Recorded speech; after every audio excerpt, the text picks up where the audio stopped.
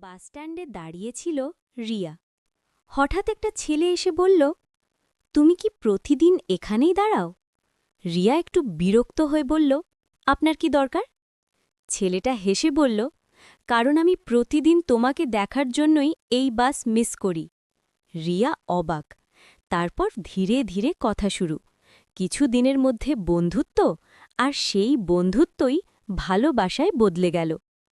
কিন্তু একদিন হঠাৎ ছেলেটা আসা বন্ধ করে দিল। রিয়া প্রতিদিন অপেক্ষা করে, কিন্তু ছেলেটা আর আসে না।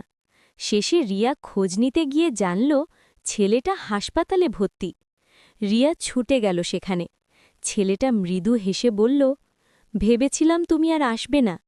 রিয়ার চোখে পানি। তুমি না থাকলে আমি প্রতিদিন কাকে দেখব?